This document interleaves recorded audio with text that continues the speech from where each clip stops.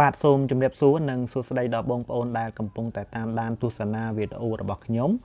បាទនៅក្នុងវីដេអូនេះគឺខ្ញុំនឹងបង្ហាញបងប្អូនពីការដកលុយចេញពី website របស់ខ្មែរ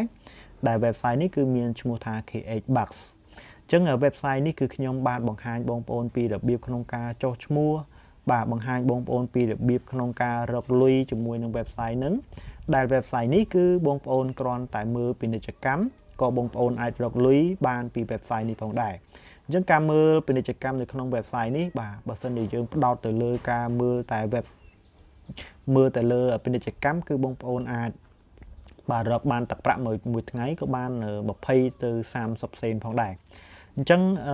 បើយើងគិតទៅវាតិចណា20ទៅ30សេនប៉ុន្តែបើយើងគិតទៅលើការមើលពាណិជ្ជកម្មផ្សេងប្រហែលជាមិនបានអីចឹងណាបាទអញ្ចឹងខ្ញុំគិតថានេះក៏ជាចំណូលតិចតួចដែរបាទគឺជាចំណូលមួយផ្នែកដែរហើយបើសិនជាបងប្អូនចង់បានប្រាក់ចំណូលបន្ថែមឲ្យកាន់តែលឿនបងប្អូនអាចទៅធ្វើការណែនាំមិត្តភ័ក្តិឲ្យគាត់ចុះឈ្មោះតាមរយៈ link បងប្អូនទៅគឺបងប្អូននឹងទទួលបានចំណូលបានលឿនណាហើយសម្រាប់បងប្អូនដែលចង់រកលុយជាមួយនឹង website នេះបាទបងប្អូនអាចចុចនៅលើ link ដែលស្ថិតនៅខាងក្រោមវីដេអូរបស់ខ្ញុំបាទហើយបងប្អូនចុចទៅគឺបងប្អូនអាចចុះឈ្មោះជាមួយនឹង website នេះបានអញ្ចឹងខ្ញុំតិចទៀតខ្ញុំនឹងបង្ហាញបងប្អូនម្ដងទៀតដល់បងប្អូនដែលចង់រកលុយជាមួយនឹង website នេះអូខេនេះគឺជាពាណិជ្ជកម្មបាទគឺពាណិជ្ជកម្មនៅក្នុង website នេះដែលពាណិជ្ជកម្មខ្លះគឺយើងអាចទទួលបានដល់ទៅ3សេនបាទពាណិជ្ជកម្មខ្លះ2សេនបាទពាណិជ្ជកម្មខ្លះបាន1សេនបាទអញ្ចឹងគឺវាអាស្រ័យទៅលើពាណិជ្ជកម្មដែរអញ្ចឹងមានពាណិជ្ជកម្មថោកបាទមានពាណិជ្ជកម្មថ្លៃអញ្ចឹងកុំឲ្យខាតពេលយូរបាទឥឡូវបងប្អូនចំពោះបងប្អូនដែលចុចនៅលើ link ដែលស្ថិតនៅខាងក្រោមវីដេអូរបស់ខ្ញុំពេលដែលបងប្អូនចុចមកបាទគឺវានឹងចេញផ្ទាំងបែបនេះបាទនេះគឺជាផ្ទាំងដំបូងហើយនៃ website ហ្នឹងនៅពេលបងប្អូនចុចទៅអញ្ចឹងសម្រាប់បងប្អូនដែលចង់ចុះឈ្មោះរកលុយជាមួយនឹង website នេះ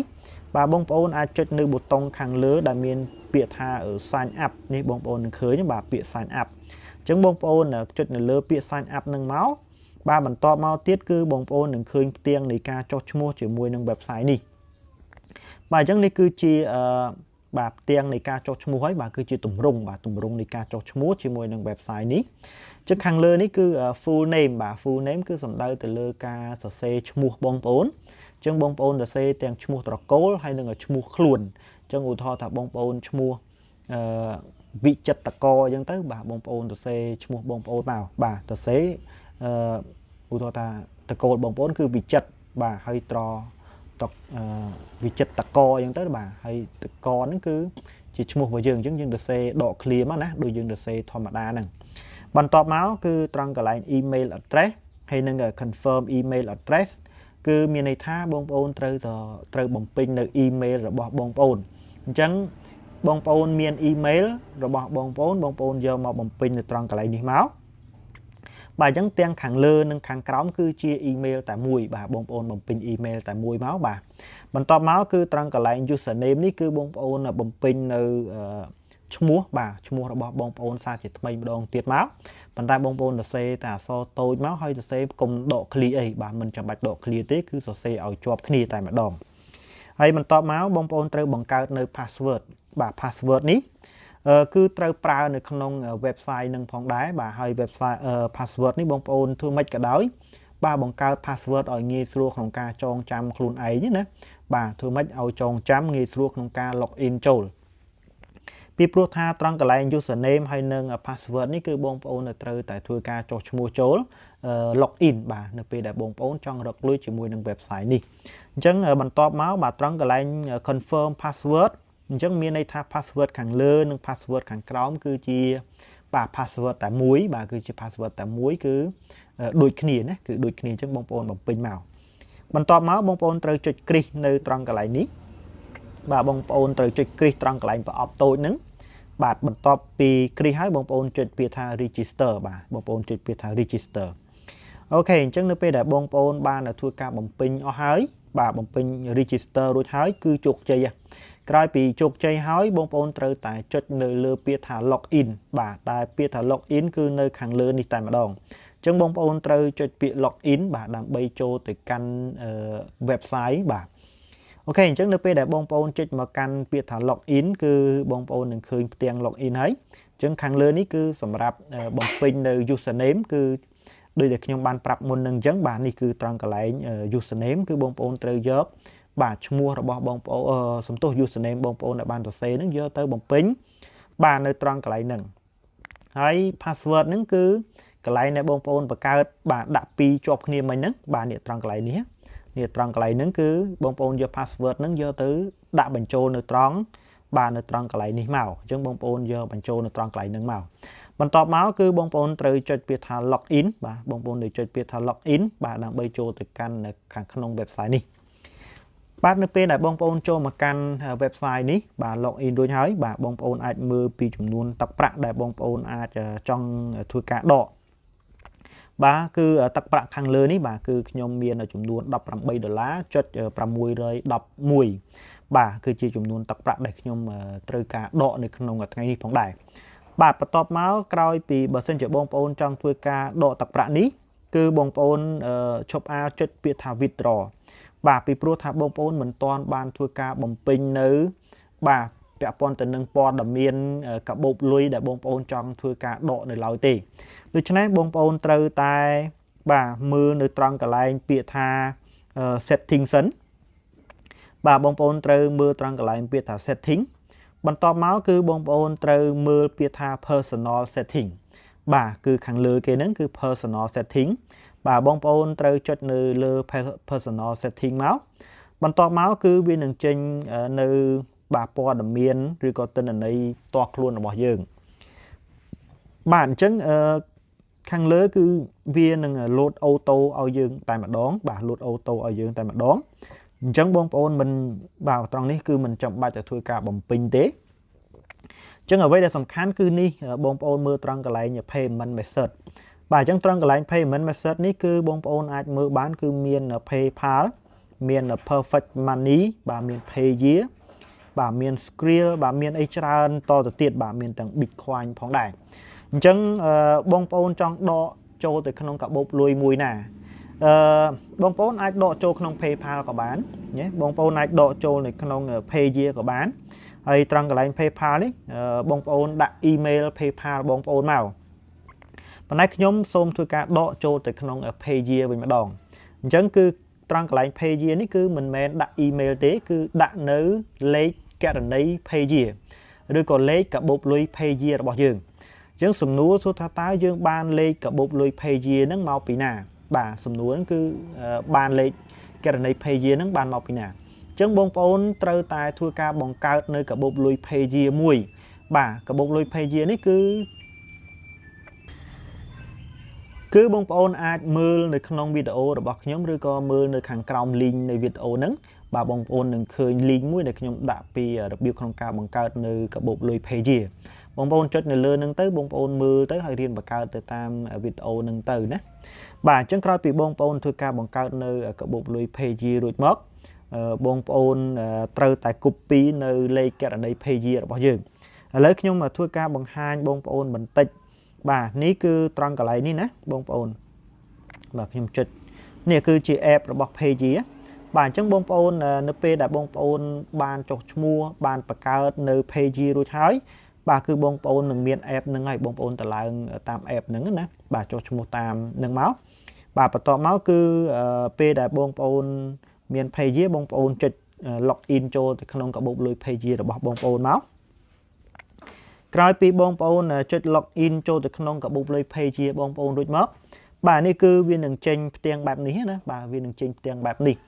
ដូច្នេះបងប្អូនគ្រាន់តែធ្វើការចុចនៅលើលេខគណនីហ្នឹងបាទបើសិនជាបងប្អូន